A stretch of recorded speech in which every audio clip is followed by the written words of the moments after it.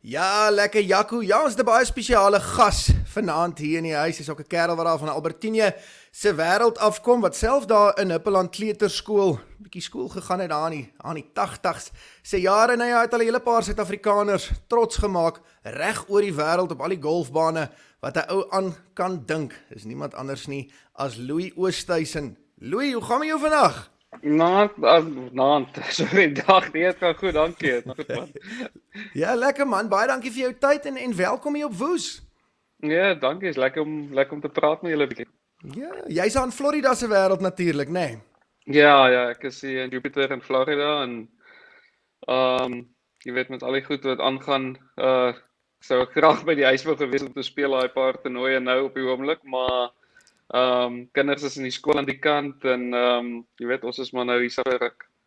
Okay, ek hou van daai bar vir jou kom lekker aanhou, né? Nee? Dis my vakansiebar. Ja, ek gaan nie baie aan hom werk nie. Ek sal seker in Januarie maand bietjie begin sny aan hom.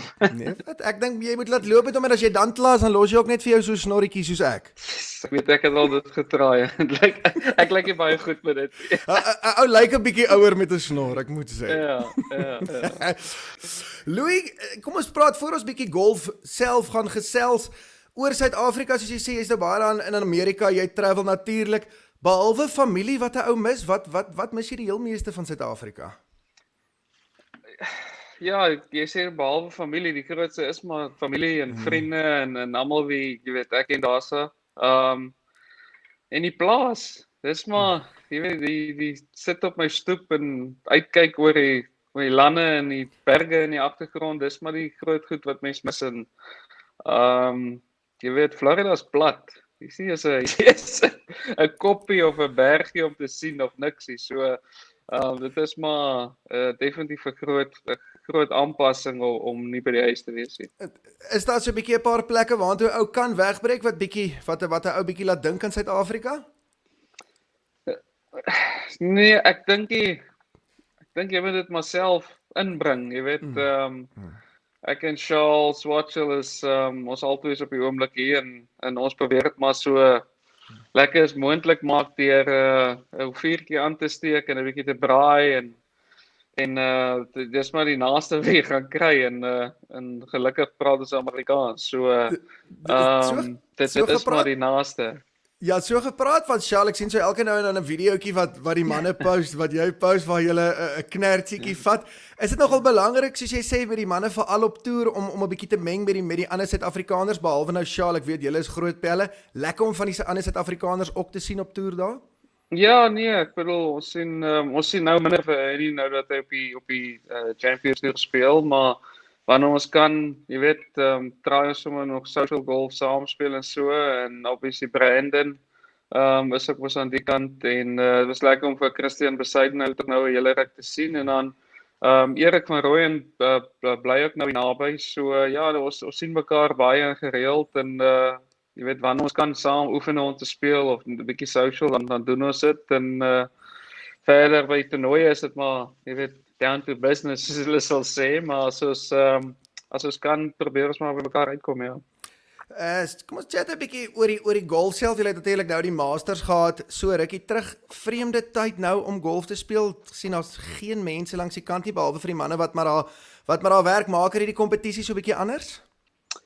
Ja, ek dink die jonger klomp wat deurkom dink ek het 'n bietjie meer 'n voordeel want jy weet veral met 'n major toernooi die druk van die mense wat kyk en veral met 'n toernooi soos Augusta, jy weet daar's altyd 20-30 000 mense 'n dag daar's ek dink kan ook meer wees.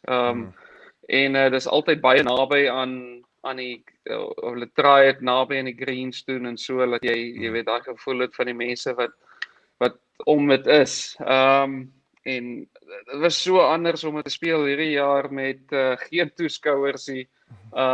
Jy weet ek dink die jong klomp het definitief 'n bietjie van 'n edge daarse want hulle het nie daai druk. Hulle is nie gewoond of ons is nou al gewoond om te speel met baie mense en jy soek dit amper, jy soek adrenalien van die mense wat 'n keer gaan as jy weet 'n birdie maak of so en Maar jy het nie daai druk van as jy 'n fout maak wat so af en toe hulle jou 'n bietjie moeilikheid gee nie. Jy weet as jy US Open het ons in New York gespeel wat New York is die moeilikste toeskouers om voor te speel. Maak nie saak wat jy doen nie, hulle gaan jou uithaal. Dit was heel anders en baie vreemd om hierdie jaar so te speel. Voorbereiding in byvoorbeeld sê net maar Masters of een van daai groot majors, hanteer jy dit so 'n bietjie anders met die opbou die week voor die tyd as 'n gewone ander kompetisie of sien jy dit maar net om jouself so half net rustig te hou as maar net nog 'n kompetisie of is die voorbereiding so 'n bietjie anders? Ek probeer so 'n bietjie anders voorberei vir 'n major. Ek wil nie die week voor dit speel nie.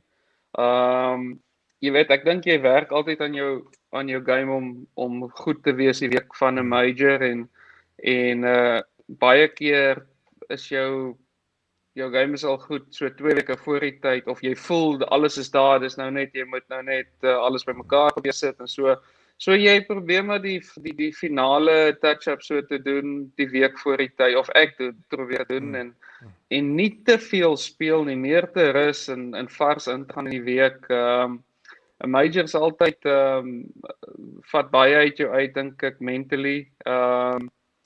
Jy bou jouself so op na daai week toe en na daai week is jy maar lekker of ek voel altyd is redelik moeg na so 'n week en ek probeer maar baie rustig wees die week voor die tyd, maar behalwe as al jy weet iets is wat ek definitief moet uitsorteer voordat ek gaan na my toe, maar ja dan kom bietjie vroeër by die toernooi aan, speel dalk 'n ekstra oefenronde en dan donderdag begin moet jy maar net dis altyd 'n week van so patient as possible. Nee, maar die senuwees loop natuurlik seker hoog daar hier teen donderdag. Kom ons vat hom so 'n bietjie terug 2010 Open Championship gevat. Vertel ons so 'n bietjie eintlik deur daai laaste dag, net so 'n bietjie meer die emosies toe ou nou daai koppie vat ons bietjie deur daai. Ja, ek het die voordeel gehad om jy weet 'n groot lead te hê met die laaste paar gate, so ek kon baie goed inneem. Nadat ek my tweede op 17 geslaan het ek maar net dat ek probeer soveel as moontlik inneem en rondkyk en al die Suid-Afrikaanse vlae gesien en die mense en jy weet so dit was een voordeel van ek dink ek was teen daai tyd 7 of 8 oor voor tot op die 17e. Maar as dit baie tight is en jy share met die lead of so jy weet soos 2015 was ek 1 agter met 2 of 3 gate om te speel en ek het die laaste gehad gedry om in die play-off te kom. So dit is 'n heel twee verskillende toernooie half. Ek kan niks onthou van die 17 en die 18 en 2015 nie, maar in 2010 kan ek alles onthou wat ek jy weet als ingeneem het en my vrou en kleindogtertjie Jana wat daar was agter en al die vriende en golfers wat daar gestaan het. Dit was nogal baie spesiaal. Jy was nou al in 4 van die jy weet die majors het jy nou geëindig op die 2de plek. Is dit vir jou aan die einde van so 'n toernooi teleurstellend of is 'n ou nog steeds, ek meen van ons almal aan hierdie kant is nog steeds bitter baie trots vir 2de plek is ongelooflik. Vir jou voel 'n ou so 'n bietjie teleurgestel na die tyd of is dit nog steeds wow, 2de plek by 'n major nog steeds groot? Ek dink dit hang af hoe jy by tweede gekom het. As jy 'n lead gehad het en verloor, is dit obviously is dit 'n lekker ding nie, maar soos jy weet die US Open by Chambers Bay waar ek tweede gekom het, ek het 'n unbelievable laaste 9 gehad. Ek het 29 houe geslaan en jy weet ek was nêrens hier. So om tweede te gekom het was vir my brilliant hoe ek dit reg gekry het. En dan PGA dieselfde met wat Justin Thomas gewen het. Ek dink ek het 2 of 3 agter hom geëindig. Ek het nooit eintlik 'n kans gehad om te wen. Hy het te goed gespeel.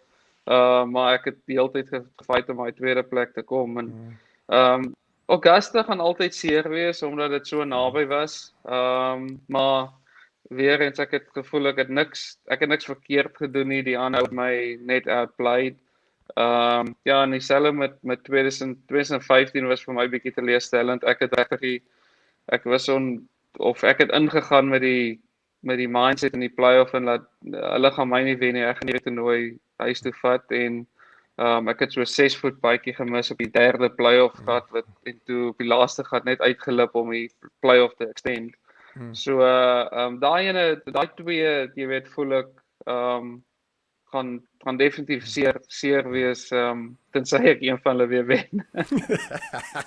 Hoe voel die lyf? Voel dit nou daar's nog redelik baie in Louis Oosthuizen, gaan daar nog 'n voel jy 'n hele paar majors wees wat jy gaan lig? Want hierdie kant glo ons, daar is nog 'n hele paar en ons weet jy gaan nog 'n paar koppies vat. Jou gevoel? Ja, nee, ek is reg. Ek is nog reg om voort te gaan en jy weet ek speel nie soveel toernooie nie. Ek probeer maar alles altyd bietjie beter manage. Dit laat ek ewen 'n langer karier hê. So ja, ek voel goed en hopelik is 2021 vir almal 'n beter jaar. Absolutely, dit was maar 'n gemors van 'n jaar hierdie 2020. Ja, nee. Louis, baie dankie vir jou tyd. Ons tyd is op, maar dit is lekker om met jou te gesels en ons is trots op jou wat jy daai kan doen. Miskien net laastens van jou kant af vir Huppeland Kleuterskool en almal wat ingetune is vanaand, miskien net 'n boodskapie. Ja, nee, kyk, ek hoop om hulle een of ander tyd te kan visit daarso op die dorpie en hou Albertinia se naam hoog en ons is baie trots op wat julle doen. Ag, fantasties. En hopelik as ek jou volgende keer op TV sien op 'n golfbaan, Louis, wil ek daai snor. Wil ek sien daar's 'n snor aan jou kant. Ja, ek het jou gesê hoe ek lyk met 'n snor. So nee, sal dit doen nie. Ek dink hy kan netjies werk, maar nee, Louis, dankie vir jou tyd en sterkte daai kant met die res van die jaar en soos jy sê, hopelik is 2021 'n beter jaar en hopelik sien ons jou met 'n paar trofees aan jou hand. Nee, hoop ek so. Nee, baie dankie vir julle tyd. Fantastic. Thanks, Louis. Dis reg, dit gaan.